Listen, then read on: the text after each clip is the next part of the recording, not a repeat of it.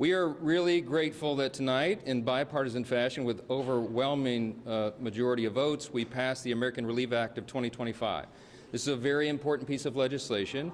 It funds the government, of course, until March of 2025. That was a big priority for us. This is America First legislation because it allows us to be set up to deliver for the American people.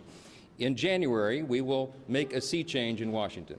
President Trump will return to D.C. and to the White House, and we will have Republican control of the Senate and the House. Things are going to be very different around here.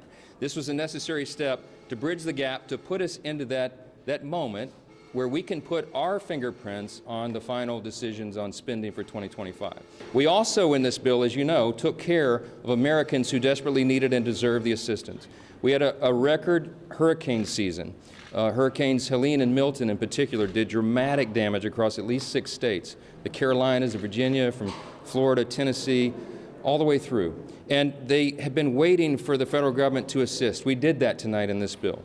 We also took care of our farmers, many of whom were on the brink of collapse because of Bidenomics, frankly, because the inflationary cost of their inputs and the inability they have right now to get loans from the banks and the lenders to put their crops in the ground, to put the seeds in the ground in the spring. So we had to take care of that, and we did.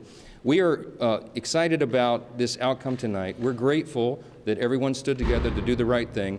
And having gotten this done now as the last order of business for the year, we are set up for a big and important new start in January. We can't wait to get to that point. We encourage swift passage in the Senate now. They need to do their job as the House just did. We will all go home. I want to wish everybody a Merry Christmas, Happy Hanukkah, Happy Holidays, and a Happy New Year, because I hope not to see you until we get back after that.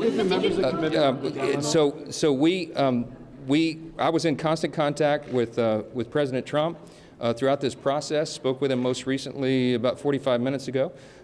He knew exactly what we were doing and why, and this is a good outcome for the country. I think he certainly is happy about this outcome as well. Elon Musk and I talked within about an hour ago.